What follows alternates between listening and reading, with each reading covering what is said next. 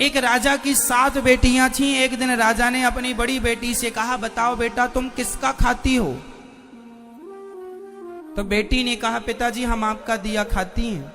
दूसरी बेटी से कहा, तुम किसका खाती हो? पिताजी आपका दिया खाती हैं। प्रजा से पूछा, तुम किसका खाती हो? बोले आपका दिया खाते हैं। सबसे पूछा, तुम किसका दिया खाते हो? बोले आपका दिया। राजा आप ही हमारे पालनहार हो, आपका दिया हम सब खाते हैं। सबसे छोटी बेटी से कहा, बेटी तुम बताओ तुम किसका खाती हो? तब उस बेटी ने कह दिया, पिताजी हम भगवान का दिया खाते हैं, हम आपका दिया नहीं खाते। राजा को बड़ा बुरा लगा, उसे लगा हमारी इंसल्ट कर दी इसने, हमारा दिया खाती है और नाम ले रही है भगवान का। राजा ने कहा, कोई भगवान भगवान नहीं होता, अरे मैं तुम्हें खाने ना दूं तो तुम मर जाओगी। बेटी ने कहा, पिताजी तो आप करके देख लो। राजा बड़ा गुस्से में आया और अपनी उस बेटी का विवाह ऐसे आदमी से कर दिया जो बिल्कुल गरीब था और बिल्कुल बीमार था। गरीब था और बिल्कुल अचल था। अचल मीन्स एक कदम भी। एक लकड़हारा था, जंगल में लकड़ी काटने गया, अचानक उसकी तबीयत बिगड़ गई और वहीं पर वो पड़ा रहा, वहीं मलमूत्र में घिसटता रहा। ऐसे गंदे आदमी से राजा ने अपनी इस बेटी का विवाह कर दिया कि देखता हूं तू अब कहती है भगवान का खाती हूं तो अब खिलाए तेरा भगवान। 6 बेटियों का विवाह उसने अच्छे राजाओं के घर किया, राजकुमारों के साथ खानदान में किया, और एक बेटी का विवाह लकड़हारे से कर दिया, वो भी जो बीमार था, जो मलमूत्र भी वहीं कर रहा था, पूरा गंदगी थी, मक्खियां भिन्न भिन्न कर रही थी। उस लड़की को लगा कोई बात नहीं, विधाता की ऐसी ही मर्जी है। वो लड़की जो थी अपने उस पति के संग रहने लगी। उसे पास में नदी थी तो ले गई, नहलाया धुलाया साफ किया, और जो उसके भाग्य में था मिला। उसका पति चल नहीं पाता था, अब वो क्या करे, पति को भोजन कैसे कराए? तो जंगल की लकड़ियां बीनती और ले जाके शहर में बेचती, जो पैसा आता उससे कुछ दवाइयां लाती, कुछ रोटियां लाती, खाती, पति को खिलाती, दवाई खिलाती।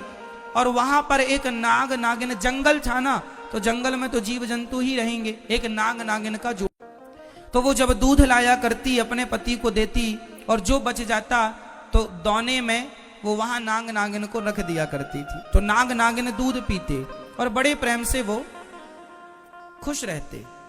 अब वो धीरे धीरे उसका पति ठीक होने लग गया, बीमारी से उसको राहत मिलने लग गई, ठीक होने लगा।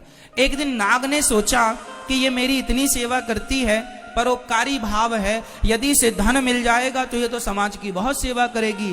तो सांप ने उसे स्वप्न में कहा कि जहां हम लोग रहते हैं वहां बहुत बड़ा खजाना गड़ा है, तुम खोद लेना।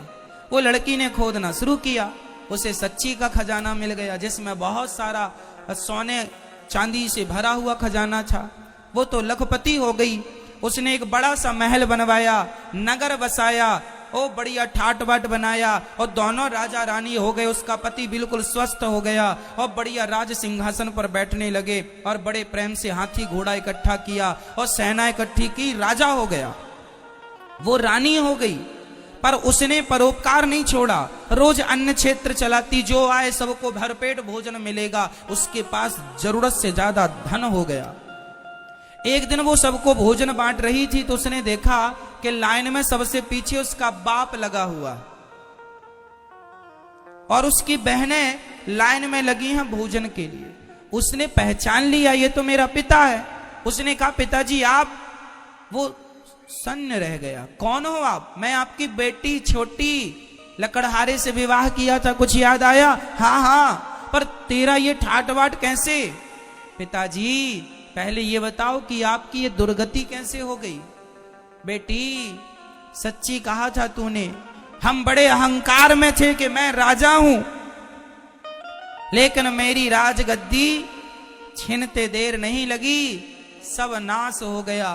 सारी बेटियां जिन्होंने ये कहा था कि पिता के भाग्य का खाती हैं, आज पिता कुछ नहीं खिला पा रहा है इन्हें, आज तू खिला रही है। तब उस बेटी ने कहा, पिताजी मैंने कहा था ना कि सब अपने अपने भाग्य का और सब भगवान की कृपा का ही खाते हैं, सबको खिलाने वाला भगवान है।